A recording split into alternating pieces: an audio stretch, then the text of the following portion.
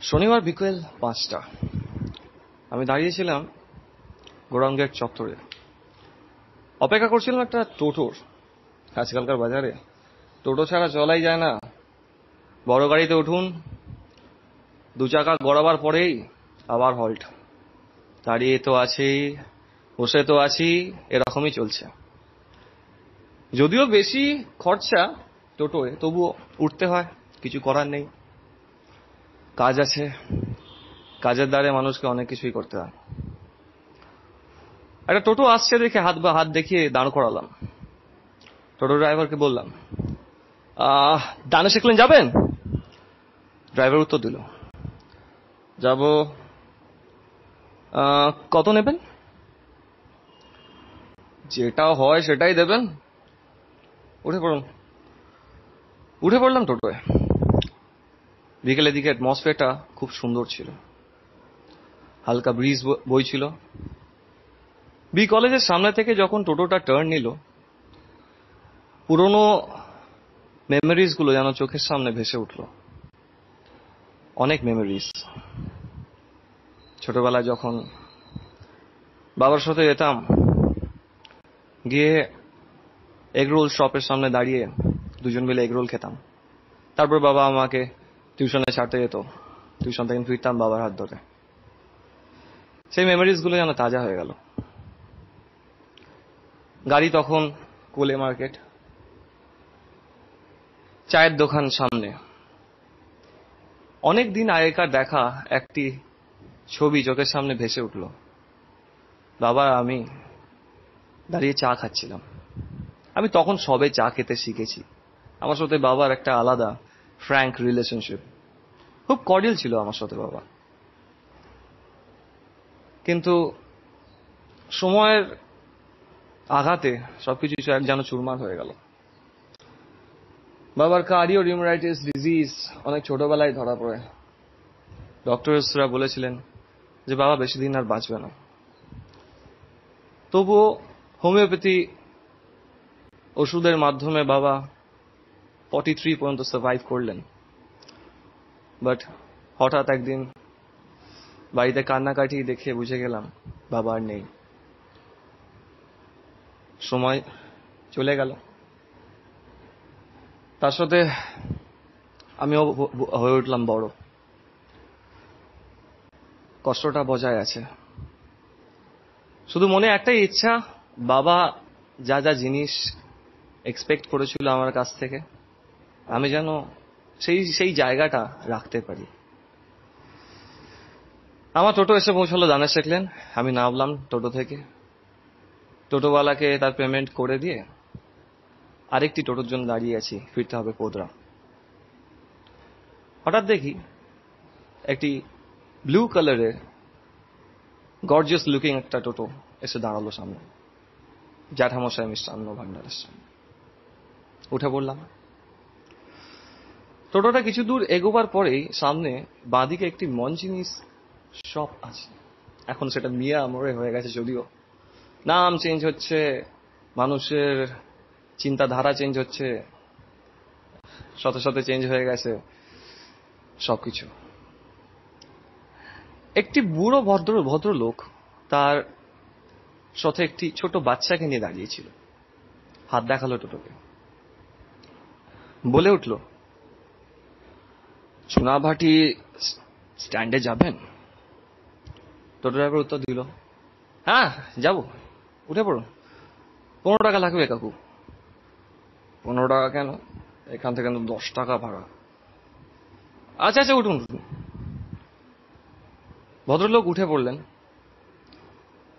টোটোর 4টি সিট হয়,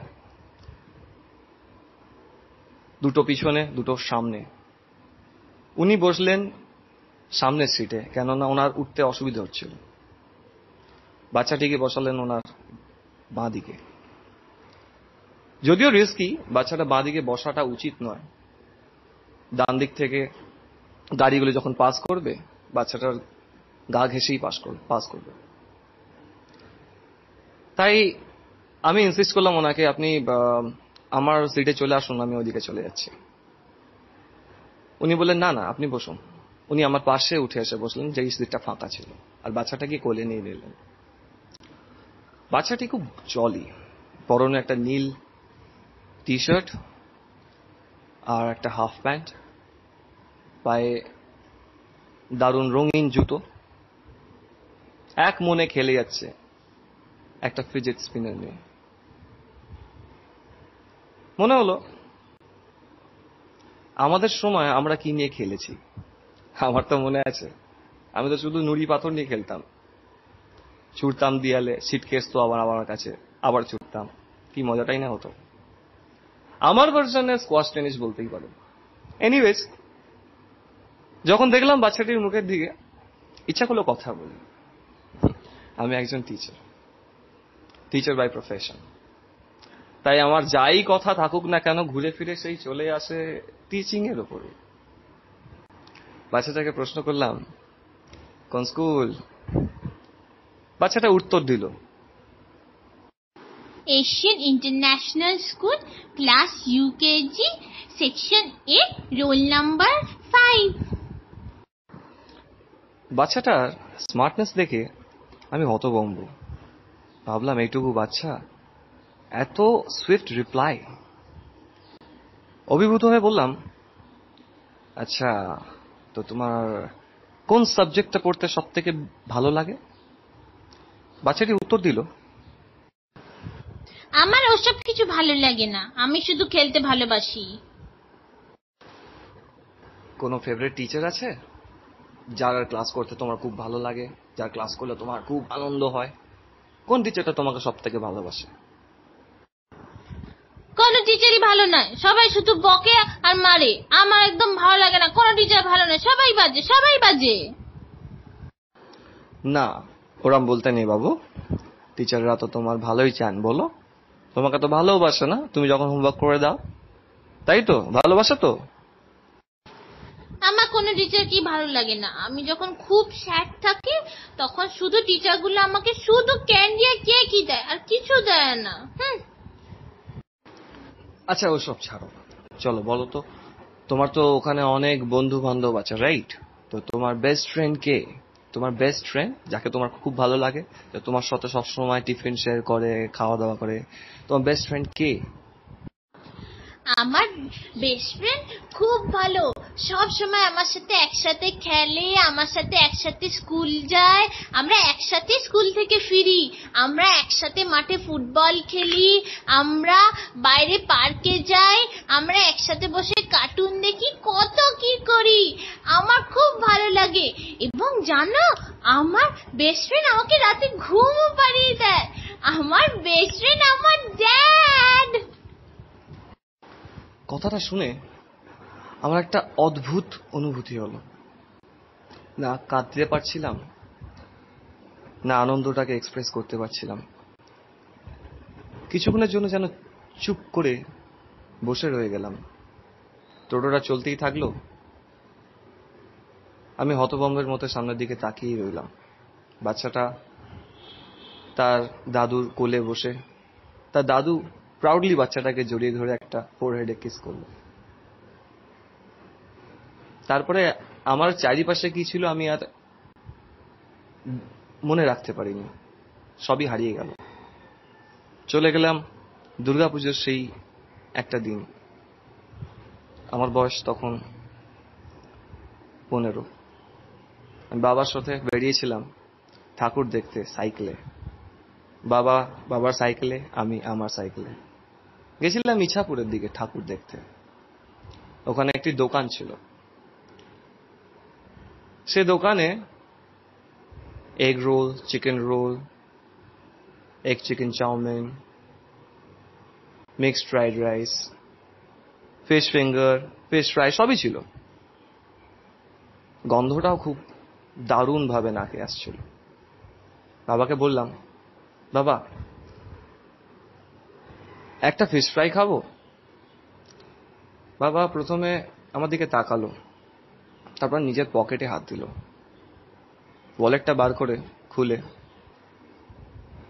একটা দীর্ঘ নিঃশ্বাস ফেলে বলল, হ্যাঁ চপ খাবো। গেলাম, দুজন মিলে বসলাম টেবিলে। ওয়েটারটা এলো আমাদের কাছে, জিজ্ঞেস করলো, কি লাগবে বাবু? বাবা উত্তর দিল, একটা ফিশ ফ্রাই গরম করে বেশ মশলা দিয়ে নিয়ে আসুন, আমাকে কাসুন্দি দেবেন মনে করে। আমি বাবার দিকে তাকিয়ে থাকলাম, ভাবলাম যে একটা ফিশ ফ্রাই আমরা দুজনে খাবো। বাবা তো বাবার জন্য একটা ফিশ ফ্রাই নিতেই পারতো। এনিওয়েজ, যখন ফিশ ফ্রাইটা এলো আমার টেবিলে, আমি ফিশ ফ্রাইটা কেটে বাবাকে অফার করলাম। বাবা বললো, না বাবু খা, আমার খেতে ইচ্ছা করছে না, দুপুরবেলা একটু বেশি খেয়ে নিয়েছিলাম, পেটটা প্রচন্ড গোলাচ্ছে।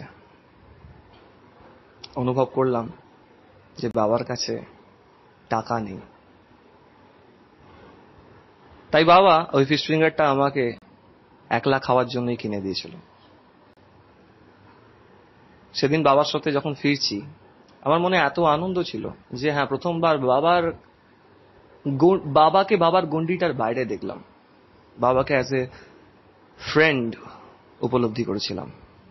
ওটাই আমার লাস্ট বাবার সাথে স্পেন্ড করা দারুণ একটি মোমেন্ট।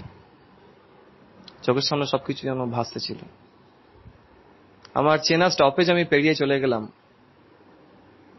যখন গাড়ি দাঁড়ালো তখন আমি চুনাবাটিতে দেখি দূরে সেই দাদু আর তার নাতি হেঁটে চলে যাচ্ছে একটি গলির ভেতরে। আমি একটা দীর্ঘ নিঃশ্বাস ফেলে আকাশের দিকে তাকিয়ে হাঁটতে আরম্ভ করলাম আমার গন্তব্যস্থানে।